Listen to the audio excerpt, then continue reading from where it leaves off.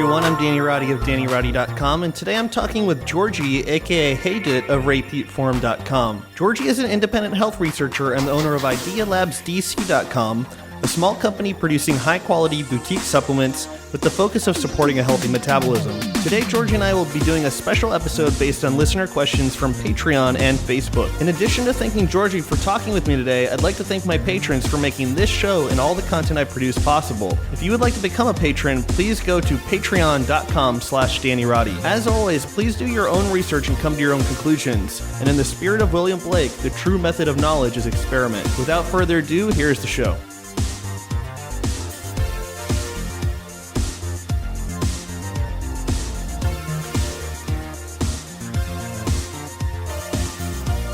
Before we start off, huge thanks to my Patreon people and as well as the Facebook people, because without them, this episode just wouldn't be possible, because I pulled questions directly from them. And I tried to get all the questions that I thought were hadn't been really addressed by either Ray, Pete, or us on the last few episodes that we've done. And second, I wanted to explain a little bit about how we normally make the show. And usually I'm sending you like, hey, Georgi, are you interested in this? Or you're sending me a topic, and we'll go over it for a week and try to go through the mainstream view, the bioenergetic view, and then things you can do about it. But this show, I proposed to you something a little bit different, and I wanted to just do Q&As and not give you any foresight of the questions.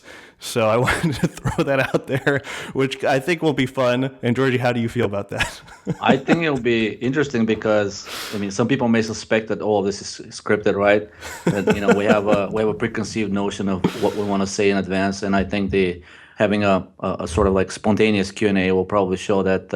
I guess will force us to think more spontaneously about, you know, what kind of a food or what kind of a lifestyle can trigger a specific symptom or a disease, which I think is very important, because that's how life really works, is basically perceive, think, react, which is what Ray said, right?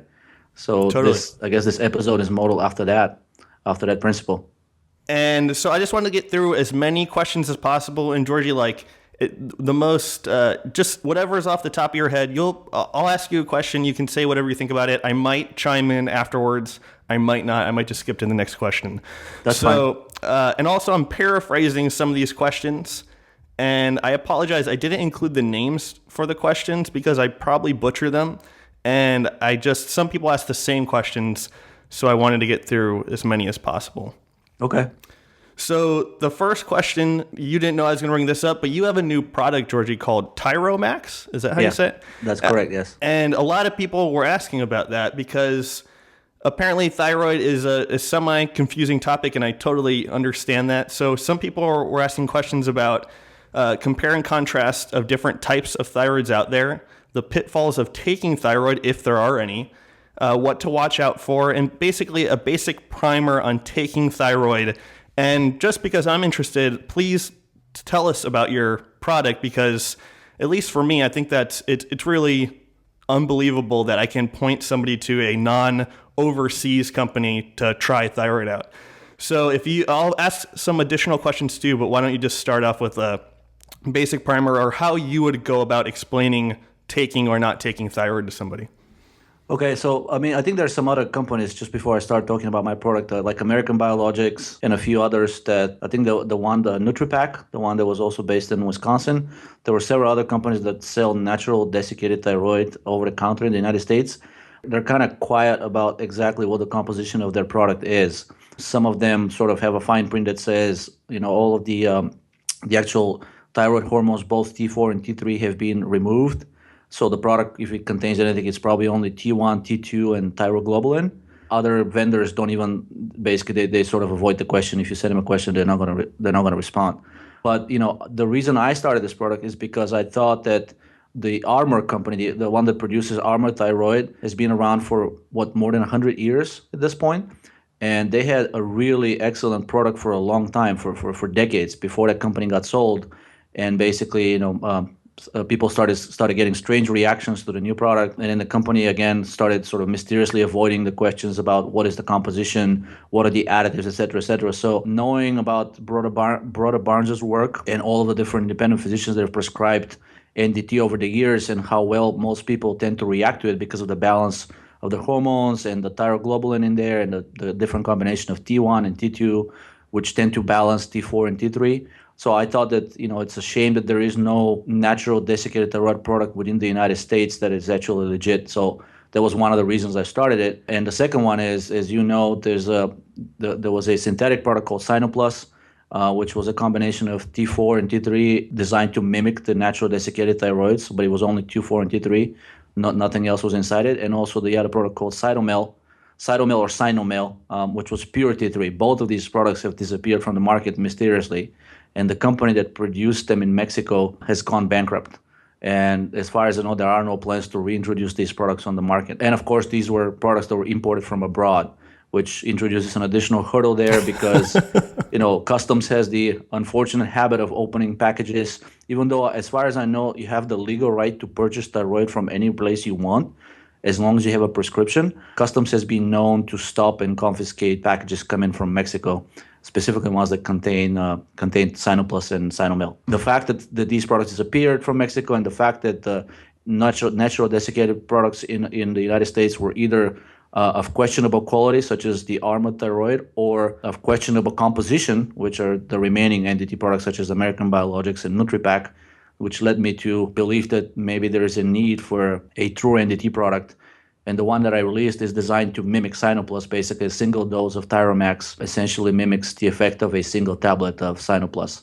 But it is a natural desiccated thyroid. It's not a synthetic product. And the tablet of Sinoplus is equivalent to 3 grains. So a third of the dose of your product would be 1 grain. The vendor that supplies it lists basically that it's a 3-time concentrated product, and legally you're required to label the amount as grains. So 1 dose of my product is equivalent to 1 grain because it contains 65 milligrams of the natural desiccated thyroid. However, because it's 3 times concentrated, you're getting the functional effects of 3 grains. So if you split it into 3 doses, you'll be getting the effects of 1 grain, even though you're taking only 1/3 of the actual amount by weight, which is defined as 1 grain. Broda Barnes would go by the temperature, and I think he also went by the pulse rate. Do you think that is a good measurement for somebody to take upon themselves and measure their pulse and temperature, and then in addition to dietary things, exploring thyroid supplement? Do you think that's the right way to go to finding out if you could benefit from something like that? I think pulse and temperature are 2 of the legitimate methods, but you have to do them on a regular basis because you could have a condition or you could be in a metabolic situation where even though you have high temperature and high pulse, actually, you don't really have good thyroid function. Serotonin is known to raise temperature, especially in people with very high serotonin, people with carcinoid syndrome, or people with clinical depression. Serotonin has been known to inappropriately raise or lower body temperature depending on the surroundings. And also adrenaline, if you're hypothyroid, your adrenaline may be high. So you could have high pulse and high temperature and still not really be healthy. To me, actually, the 2 other methods that Ray has mentioned and I've confirmed through my research depend on how much liquid you ingest, how much you urinate, and you want to urinate as little as possible. Basically, the more you perspire, the better your metabolism is. One way is to do a blood test for bicarbonate, which is an indirect measure of how much carbon dioxide you're producing. And probably the best method, really, truly, to me, this is the best actually test for thyroid function, is if you can buy a device called capnometer. Some people call them capnographs.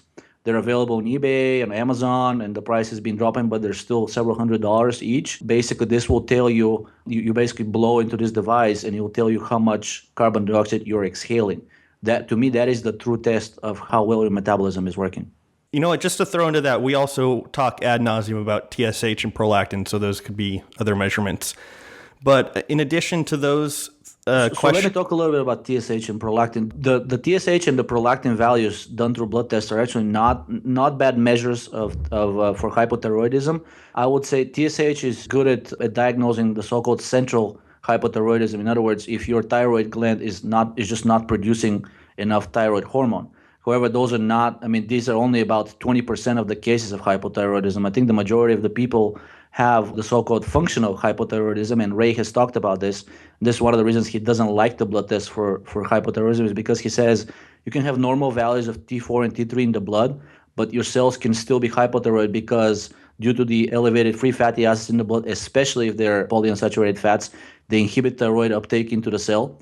So you could have normal values in the blood, just like for estrogen and progesterone, but that is not indicative of the tissue levels and also how well you react to thyroid hormone. TSH is just one variable. I wouldn't go solely by it, even though many endocrinologists love that test because it's so simple and so cheap. Combination of, just like I said, pulse, temperature, the urination patterns, and the exhaled carbon dioxide, to me, are a much better metric for hypothyroidism. And of course, you can do TSH just to confirm or rule things out. Some people that have Hashimoto's, they will probably, for them, the TSH test will be valuable. I think prolactin is a very good overall test of health, really, depending on the person. If you're, let's say, if you're a postmenopausal woman, you can have decent thyroid function and still, due to the high estrogen levels, because of the lack of progesterone synthesis, you can have high prolactin levels, even though thyroid function may not be that bad. So it helps to test prolactin independently, in my opinion, even though it tends to correlate with thyroid activity, inversely correlated. And so a combination. And the awesome part about that is some of the best tests you can do at home for free,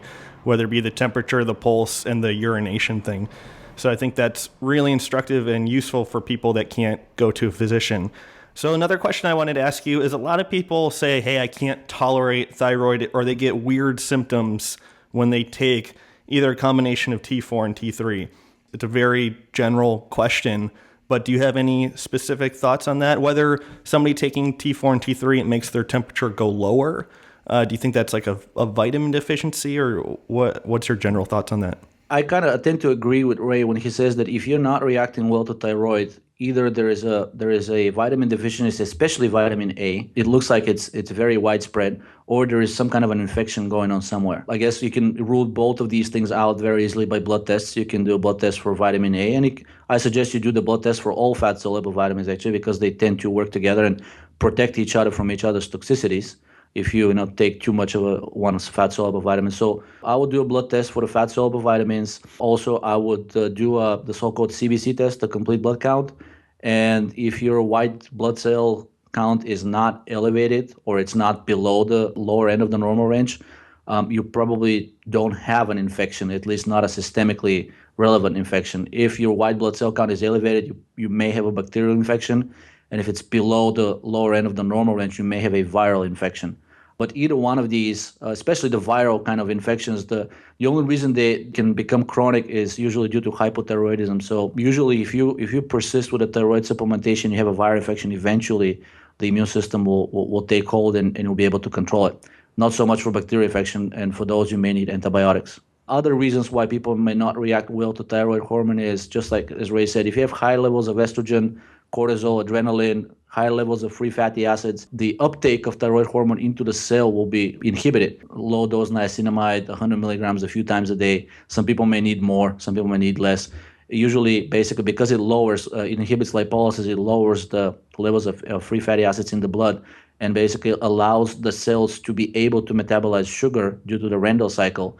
And having basically lowering the free fatty acids, providing thyroid hormone and sufficient sugar should allow the cell to recover metabolically. Your general thoughts on a bioenergetic view of acne and skin health? I would say if you have any kind of skin condition that involves dry skin, especially eczema, dandruff, also known as dermatitis, they tend to be mediated by estrogen. And acne, even though it tends to be mediated by the androgens, is usually associated with overactive adrenals. As we talked about this in several of the other shows, it is estrogen that is actually responsible for this overactive adrenal condition, and this is very well pronounced in the polycystic ovary syndrome. It's actually called, I think it's called hyperandrogenic anovulation. These people also tend to have problems with acne and other skin problems. It's the androgens that may mediate the specific effect, but especially in women, the acne, this means that because women don't naturally produce androgens other than what's happening in the adrenals, because estrogen irritates and activates the adrenals, women tend to produce too much dihydroepiandrosterone, DHEA, which gets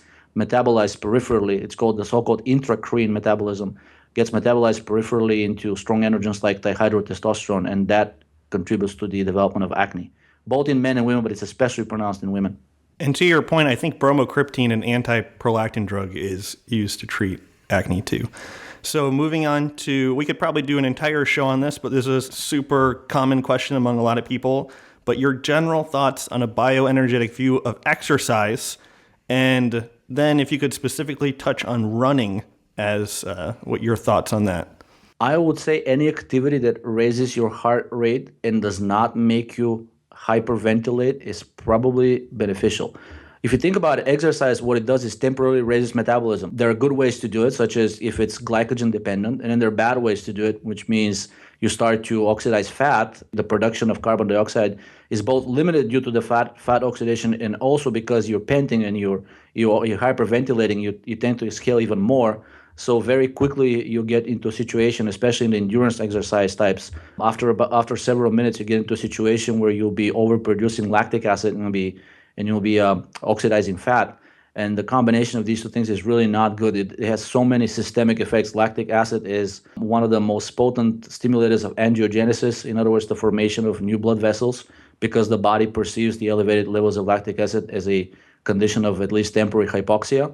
The oxidation of fat and just the elevation of free fatty acids in the blood contribute to many things. If these fatty acids are polyunsaturated, they contribute to the increase of the aromatase activity in peripheral tissues, so you'll start synthesizing more estrogen. While you're running, if you've depleted glycogen, both cortisol and adrenaline will rise. And because of this elevation of free fatty acids in the blood, they will displace tryptophan from albumin, where it's normally bound, and this will increase the ratio of tryptophan to the large neutral amino acids. So it will increase that ratio. And because all of these amino acids share the same transport into the brain, you'll get more tryptophan transported into the brain, where it can get metabolized mostly into serotonin. So after a few minutes, you start getting the so-called central fatigue hypothesis. Those are the effects. Through the increase of synthesis of serotonin, you become more and more fatigued. After you've overexerted yourself and after you've depleted glycogen, it's a very good example of systemic stress. I wouldn't advise doing that on a regular basis. And if you needed to feel good, or if you had to exercise to feel good, do you think that would be a compensatory mechanism for low metabolism? Oh, absolutely. I mean, basically, just like I said, because temporarily, due to the exercise, you're raising metabolism, but you're doing it by using the stress hormones. Momentarily, you may feel good, but inevitably, the body downregulates the production of thyroid hormone to protect you from the catabolic effects of exercise. So once the exercise session is done, you'll end up being more hypometabolic than before. So you'll feel worse. And it probably explains the so-called addiction level adherence, especially to endurance exercise. Both the endorphin system is involved there, which is very intimately involved in many kinds of so-called addictions, quote unquote.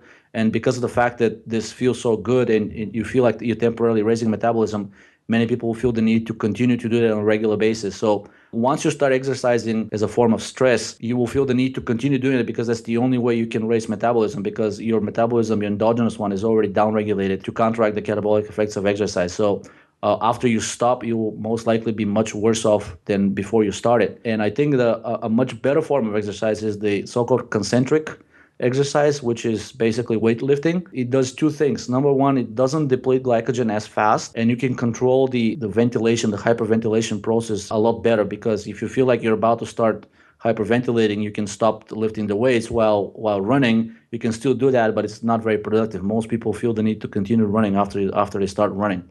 And the second thing that lifting weights does is it builds muscle mass, and the amount of fat-free muscle mass you have is one of the primary determinants of your resting metabolic rate. So if you want to have high metabolism, you should try to build muscle mass and not lose it through endurance exercise, which happens to be highly catabolic. Georgi, your favorite books, science or otherwise? Oh, wow. Let's see. When I was little, I read a few. Because I grew up in a communist country, we didn't have that much access to Western literature. But I really liked Uncle Tom's Cabin, and I liked Alice in Wonderland. And scientifically, I read a lot of literature from Russian scientists, believe it or not, because that's what was accessible during the times, and because I found it fascinating. It was a very different picture scientifically that was painted from the Russian science culture than what I started learning about after the end of communism. So I can't really point out any specific books, but I read some of the works, the Russian astronomer Kozyrev, which I think Pete also talks about, because he's the one who actually explained how volcanic activity both on Earth and on other planets may have been the trigger for the appearance of life. Not so much the effects of the sun or other cosmic phenomena, but really the volcanic activity on the planets as the catalyst for the creation of life. a tag along to that question, do you have a general approach to learning? Like, how do you get interested, or are you searching PubMed? Because you put so much good content out on the forum.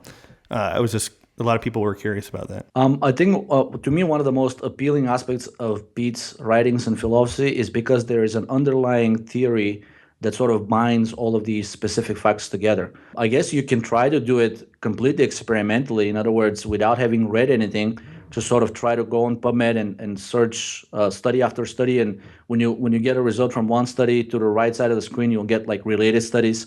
So, but this is sort of like it's a very time consuming activity. It may take you years before you start forming an integrated picture. However, if you look at what Pete has written and how well these things tie together, most things fall into place. I mean, basically, things that happen to be pro-metabolic will tend to increase the synthesis of pregnenolone, of dihydroepiandrosterone, of progesterone, of the androgens.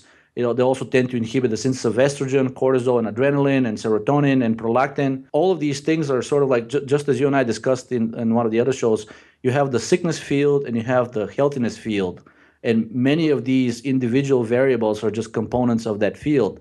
So if you found a specific study that discusses, say, the role of polyunsaturated fats in how they increase the synthesis of estrogen, knowing that also cortisol, prolactin, serotonin, and the cytokines, the prostaglandins, they're also components of the sickness field. If you then do search on the effects of polyunsaturated fats on any of these components, 99% of the case, if not 100% of the case, you'll find that effect. There'll be studies discussing the effects of PUF on the other components of the sickness field, and the same with the healthiness field.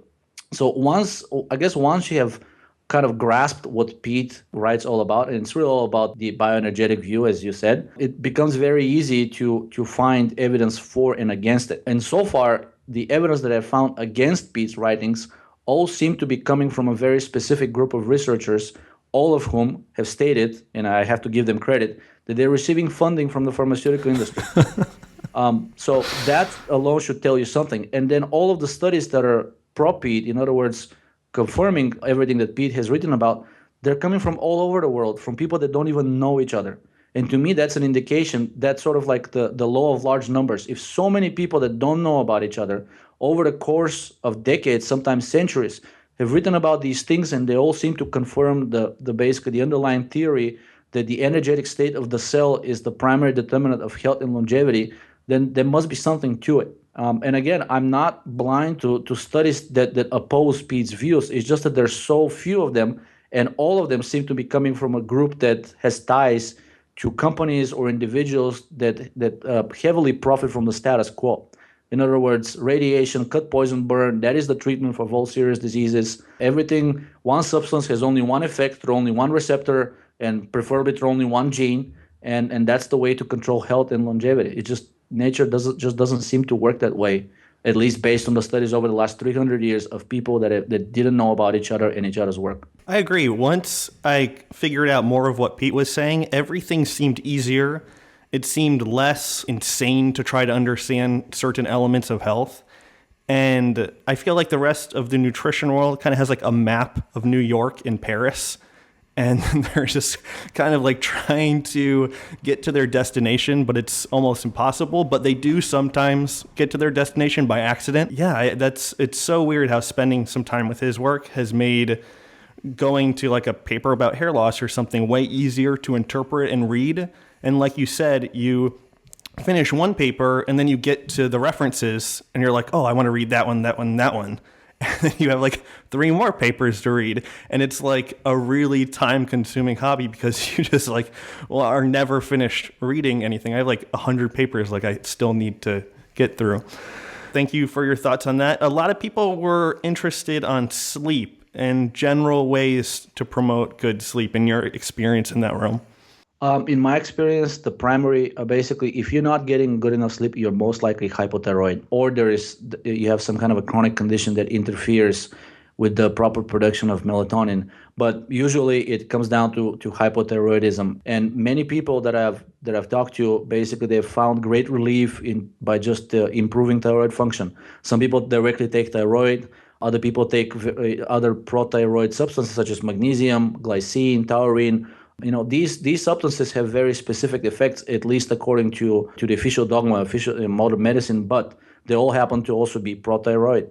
I think that if you're not sleeping well, some of the best things that you can do is increase the intake of sodium, because sodium suppresses the release of adrenaline and cortisol. And as we know, as soon as darkness starts, as soon as the sun sets, the stress hormones start to increase. The factors directly inhibit restorative sleep, to me, are usually a combination of cortisol, adrenaline, serotonin, and prolactin. All of these are, again, part of the sickness field. So while you're sleeping, if you're not sleeping well, basically sleep is what protects you from the effects of darkness.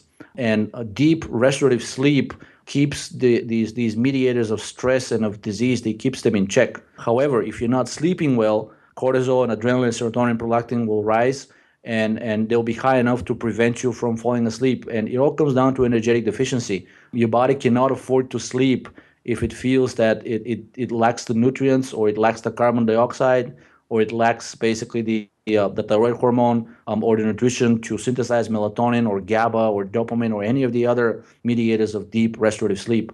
Just to give you an example, many people misguidedly take either tryptophan or serotonergic drugs to improve sleep.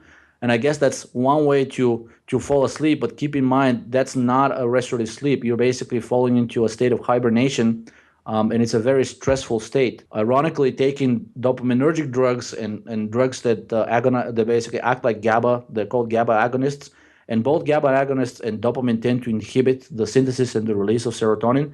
Those are the agents that have been found to promote restorative sleep, and they happen to be highly pro-thyroid. Serotonin to me is the main anti-thyroid, anti-metabolic mediator in the body. So anything you can do to inhibit its synthesis and release will likely improve your health. And incidentally, 3 large pharma companies, I believe Pfizer and Eli Lilly are 2 of them, are currently running clinical trials with inhibitors of peripheral serotonin synthesis as drugs that basically as official ways to cure, not manage, I emphasize, cure obesity, type 2 diabetes, non-alcoholic fatty liver disease, and even some of the dementia such as Alzheimer's. Even big pharma already acknowledges that elevated serotonin is a bad thing. So anything you can do to inhibit it will both improve your sleep and improve your health and metabolism overall, and the 2 are very tightly correlated. To add to that, the way I know I'm taking enough combination product is if I don't wake up in the middle of the night. I suspect that's because thyroid is inversely related to adrenaline and cortisol, and I think adrenaline is responsible for that. Cool. Okay, so let's get on to, we've mentioned a few times, I'm not sure, I think I've mentioned it once or twice, that this way of living or Ray's ideas or implementing various things he's talked about can help mitigate negative feelings. Do you have any personal ways of doing that? If you find yourself in a state that you're not necessarily happy about, do you do anything, or do you tend to rely on any certain therapies? Usually aggressiveness and anger are very good symptoms of elevated estrogen and serotonin. Again, anything you can do to lower these 2 will probably immediately improve your outlook on life in general. I can testify to that myself personally. Anytime I find myself getting angry at largely inconsequential events, and whenever I check my temperature and pulse, I usually find that I'm temporarily hypometabolic. Taking a little bit of thyroid, or drinking a little bit of coffee with a lot of sugar due to the caffeine, or taking a little bit of aspirin, or a very good quality, high quality vitamin E without any of the toxic additives. Any of these things, at least for me, tends to dramatically improve my outlook. And I often find myself thinking how silly I am to get angry at things that truly, like, I guess you can only, the level of perspective, the ability to take things and look at how things are affecting your overall life in the direction where it goes, that requires energy. So if you're hypometabolic, almost every event will seem like a burden and something that needs to be analyzed and dissected, and you need to basically feel good or bad about it. If your health and metabolism are going well, you will find yourself focused on a much larger, much bigger picture. And so I think small events are not going to bother you that much. One of the people that I communicate with regularly over email has told me that taking thyroid and glycine, not always at the same time, has cured his road rage. And he said he he was actually afraid of himself of getting behind the wheel because he'll get so worked up and aggravated over somebody, cutting in front of them or, running a red light. So taking a little bit of thyroid and glycine apparently resolve that issue.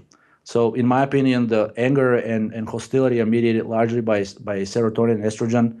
So anything you can do to oppose these elements of the sickness field will probably improve your health and your outlook on life in general.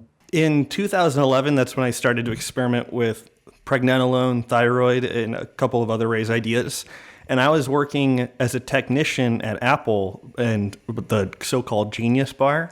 And it was like almost a perfect test if what I was doing was working, because you would handle an appointment every 15 minutes. And a lot of the appointments were business people that had their computers were broken. And so if you could like leave work and not want to kill yourself, like you were doing like a pretty good job, because like people would be like screaming at you or like demeaning you or like telling you they're losing $15,000 every hour they're talking to you. One of the things that convinced me that Ray was onto something, because I took pregnenolone before work and like didn't have a serious mental breakdown at lunch. And so, I think you're dead on with those ideas. Yeah, pregnenolone, DHEA, progesterone, any of the dopaminergic drugs, if you have prescription for them, like bromocriptine, lizaride, any of these things will dramatically improve your ability to handle stress. So, but overall, it is stress, and it's through the inhibition of oxidative phosphorylation that makes you incapable of ignoring these things that really should have no effect on you. I recently read a study, and ironically, it was posted on Reddit, and it said that egalitarian beliefs require good metabolism. So, in other words, things like democracy, like, helping your fellow man, like not being selfish, in other words, being altruistic, like not using more than you should be, that you really need. All of these things, they tend to be associated with youth and with good health. And it's not by accident. All of these things require you being in a good health, which really means performing good oxidative phosphorylation. The people on Reddit were all over it. They said, well, that's just one study. There's probably a gene associated with all of these jerks around the world. They probably have a genetic defect. But again, this study was published in JAMA, which is one of the bastions of genetics. So if that journal has allowed a study like this to get published that points directly at epigenetics, at metabolism as the primary determinant of how you interact with and how you react to the world, I think it's pretty telling that the tide is maybe getting reversed. Many times on the show, we'll say so-called receptors, referring to the cell. And somebody was asking that we've never really addressed why we scoff at that idea. Did you want to? We could devote an entire show to this. It's such a big question. But did you want to explain a little bit why that idea has been greatly called into question? There are several reasons. One of them is the receptor idea is very intimately correlated with the idea of the biolipid membrane around the cell. So if you don't believe there is a membrane, a good portion of that belief in receptors becomes unnecessary. Becomes untenable.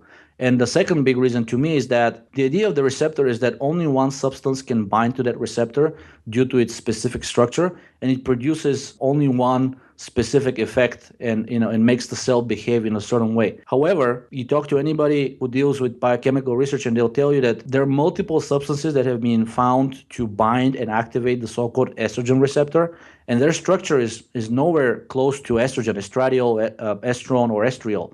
So basically, there are multiple substances that can activate a receptor and also produce effects very different than what estrogen does when it binds to the same receptor.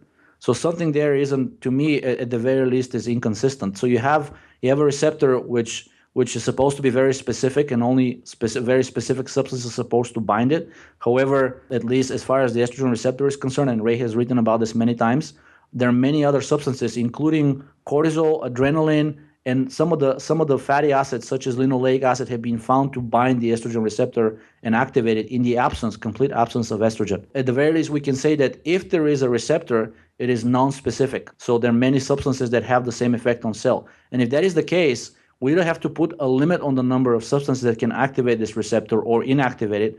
Or if it's an unlimited number of substances, then the very idea of this receptor becomes useless, right? There are other studies that have shown that a cell the way it reacts to estrogen is determined primarily by the energetic status of the cell. Cells that have a higher ratio of NAD to NADH, in other words, they're in an oxidized state, they behave as if they don't have an estrogen receptor. So estrogen does not activate, it does not make the cell hydrophilic, which is what it does when it binds to the receptor and activates in normal cells, stressed cells.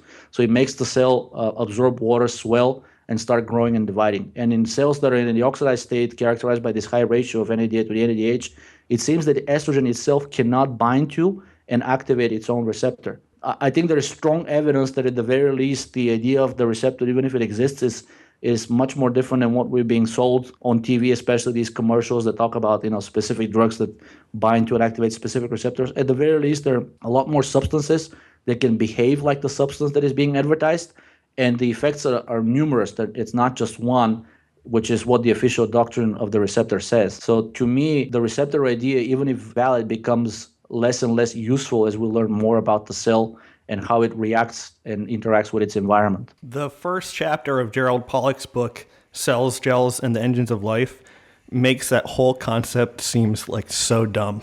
Like he says like how when they introduce like a new substance to this, like the cell, they'll be like, oh, it has like a penicillin receptor. It's like, what? Like, doesn't make any sense at all. Like it created a new receptor for this like substance it's never come in contact with. And he was just saying how incredibly ridiculous it was. And then Ray talking about the entire cell being a receptor is a more apt idea. You bring up a very good point. I mean, I think Ray said in one of his articles, if the way a substance mediates its effects on the cell depends on a specific receptor, then how do you explain the effects of aspirin? I've never heard of an aspirin receptor.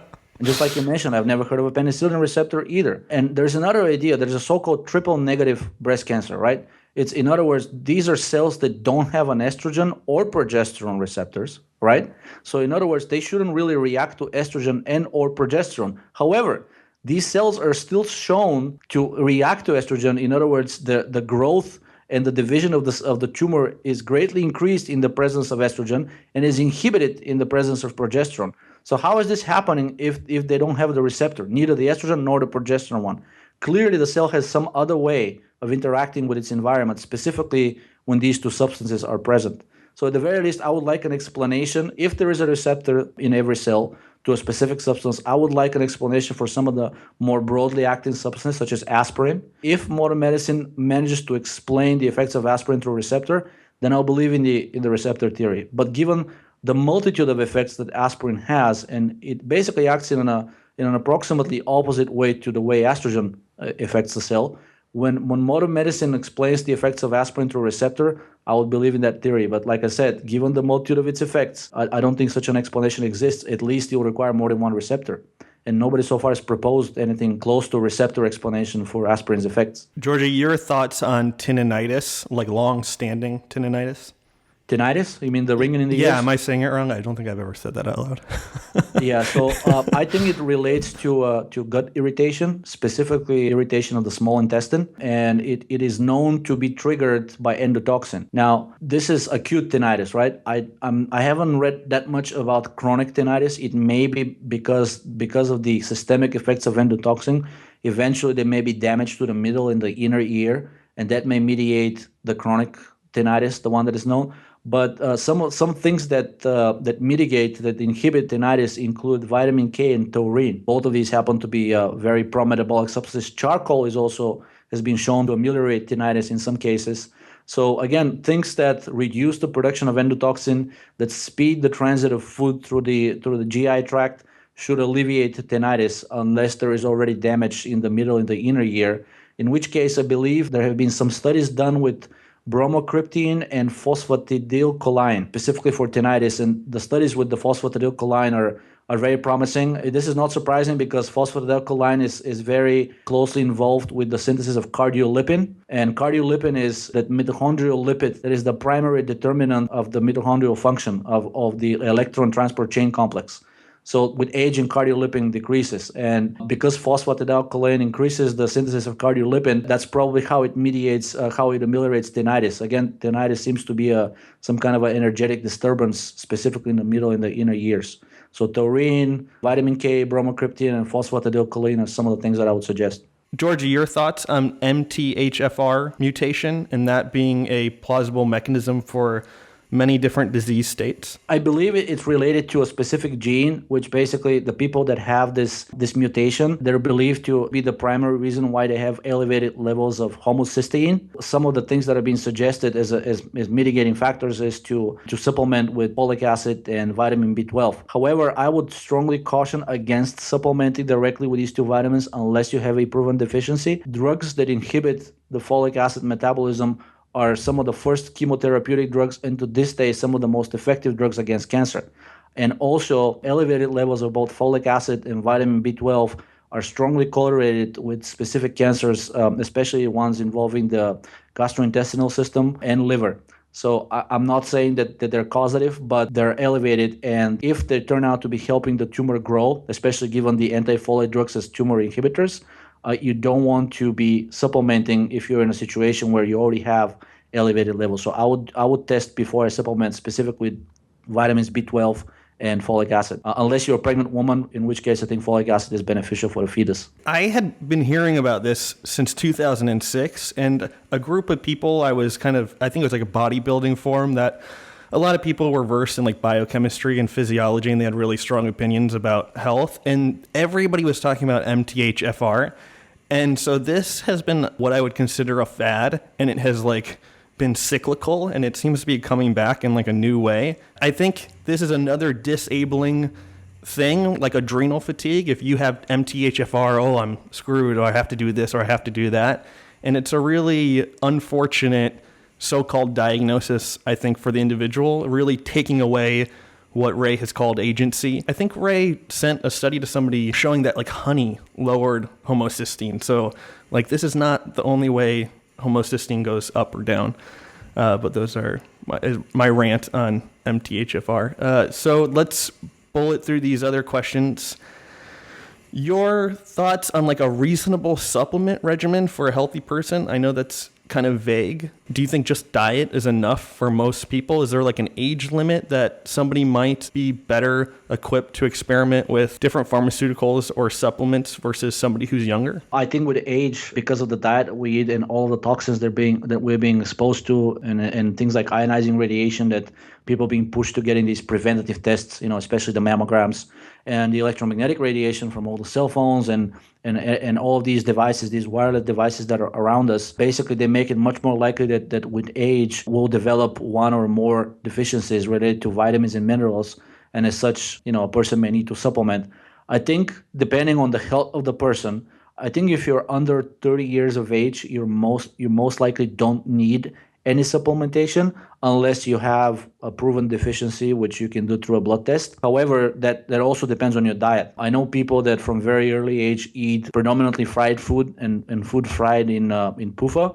So for those people, I would say that if you know that your diet from very early age included a higher ratio of PUFA to the saturated fatty acids, you may need to supplement with vitamin E. And in general, with age, your tissue stores of iron increase and copper decreases. And basically, you want it to be the other way around. In younger organisms, that ratio is reversed. The copper is higher. And it's not just copper, but also the levels of the copper-carrying protein called ceruloplasmin. Without getting into all the specific tests that you have to do before you can figure out whether you need supplementation or not, in the absence of any specific conditions or any specific symptoms, I think that most people can probably benefit from a supplement of 200 to 400 international units of mixed tocopherols, and make sure you get ones that don't come with soy oil or any kind of a PUFA, because that's a very common, excipient in all of these vitamin E supplements that are being sold over the counter. And then the B vitamins, I think, are also very important, especially vitamins B1, B2, and B3, thiamine, riboflavin, and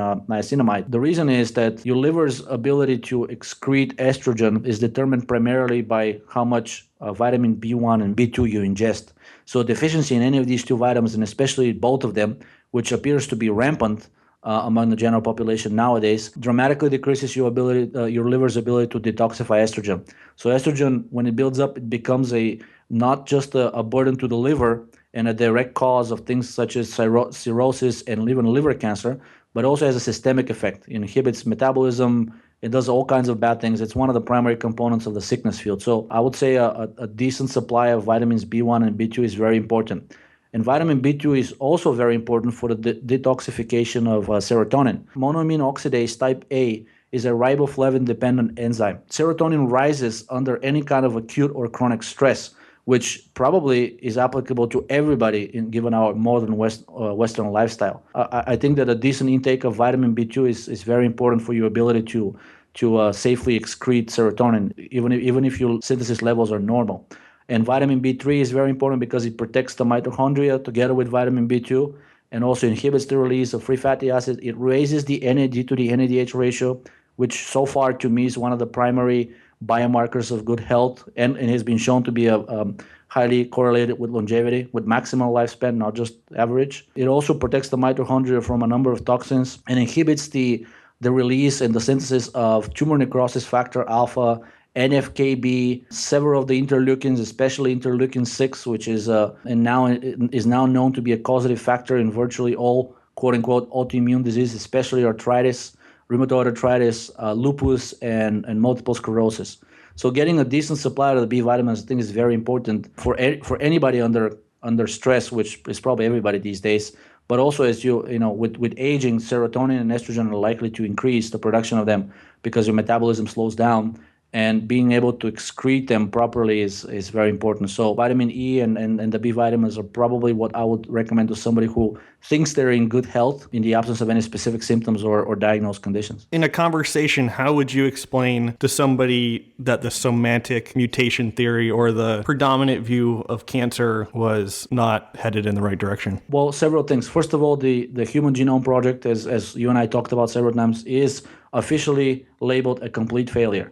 So the promise of all of these drugs that will be genetically targeted, and given that cancer up to this even now is being heralded is the propaganda is that cancer is primarily a genetic disease. So far, it hasn't produced a single drug that acts upon a cancer gene. Another thing is, basically, I send you several links. It is now known that the mutations that are known to occur in cancer cells are a result, basically, after the cell turns cancerous, then it starts to mutate. It's not the other way around. This by now is actually officially accepted. I don't know if the mainstream medicine has absorbed this fact yet, but it made the news several years ago. It was published on Reddit, and much to the chagrin of most of the people there that are very, very pro-genetic, even they agree that it makes perfect sense. Several other things. If aspirin is known to prevent virtually every kind of cancer and is known to not affect the rate of mutation of cells, then how is this possible, right? If cancer is primarily a disease of genetic mutations that accumulate through time, in other words, old people tend to get more cancer, then how is aspirin able to prevent all of them, right? So this points that probably the origin of cancer is a single cause. And knowing the effects of aspirin, in other words, how it affects metabolism, how it opposes estrogen, how it basically increases the synthesis of progesterone and several of the other protective steroids, knowing how pro-metabolic and anti-estrogenic aspirin is, and knowing that so far there is no known genetic effect of aspirin, taking that into account and knowing that aspirin it prevents every known type of cancer to man and probably cures a good deal of them, to me, is evidence strongly against the theory of somatic mutation as the direct cause of cancer. A really specific thing my friend noticed was that pre-existing diagnosis of antiphospholipid syndrome, especially in breast cancer, was related to the development of cancer. Did you have any thoughts about this? Well, I mean, as this person said, basically the people that have APS, antiphospholipid syndrome, also tend to have anti-cardiolipin antibodies, right? So, and because cardiolipin is a primarily mitochondrial lipid, if you have antibodies against cardiolipin, means your mitochondria is disintegrating. A study was recently done in 2014, which showed that alterations in both the composition and the contents of cardiolipin are directly causative of more than 20 different cancer types that the study looked at. So in other words, the degree of unsaturation of cardiolipin increased and the levels of cardiolipin in the cell decreased. Again, in full agreement with what Ray has written many times. So basically, in cardiolipin, the levels of cardiolipin and the degree of its saturation is the primary determinant of the efficiency of your oxidative metabolism. Cardiolipin is what transfers the electrons from stages one through 4 of the electron transport chain to oxygen, and basically this is how it synthesizes water. So if the levels of cardiolipin decrease, the electron transport chain, your oxidative metabolism will not be working. You'll be stuck at the Krebs cycle. So if you have antiphospholipid syndrome, especially if you have anti-cardiolipin antibodies, it suggests mitochondrial deficiency. So I'm not at all surprised, given the implications of metabolic dysregulations into both the appearance and the progression of cancer. I would not be surprised if people with any type of cancer actually are found to have anti-cardiolipin antibodies. By the way, just because this is another so-called autoimmune condition, I sent you a study which found that estrogen directly caused both APS and the appearance of anti-cardiolipin antibodies. Again, not surprising given the etiology of estrogen and how tightly it is involved in the development and progression of especially breast cancer, but really any cancer. Anytime you have an autoimmune condition, regardless of whether it is blood, joints, brain, such as multiple sclerosis, or lupus, which is systemic, it is likely that estrogen is very closely involved as a causative factor, not just as a result of the condition developing. With that, Georgi, where can we find more of your work on the internet this week, man? I post a lot on the RatePeed forum. The website is www.ratepeedforum.com, one word. So I post a lot of studies there. My username there is Haidut, Haidut. You can also send me email, but I prefer to interact through the forum. My email address is haidut@gmail.com. Again, I prefer to interact through the forum because our discussions will be seen by other people and they can both benefit from our discussion and also contribute their knowledge as well. Really, that's the point. It's to have a discussion, not one-on-one sort of a consulting, which not only it's isolated, but also it tends to benefit only one person. And I want to include more people in the conversation. Georgi, thank you so much for talking with me today. Thanks a lot. Thanks for having me. That's going to conclude this week's episode. I'd like to thank Georgi again for talking with me today, along with my patrons for their support and making all the content I produce possible. And without them, I couldn't make this show and I couldn't eat and pay rent. So my sincere appreciation to my amazing patrons. So thank you very much. Next week's episode is something I've been looking forward to for around like 4 or 5 years now. And I can't believe it actually happened. And I can't wait to share it with you guys. So I actually got to interview Ray, and I think the conversation went really well, and I'm super excited about it, and I can't wait to share it with you guys. So look forward to that, and it should be coming out next week. So thanks again for listening. We have an awesome listenership, and we have great comments, and I sincerely appreciate it. I'll talk to you guys soon, and take care.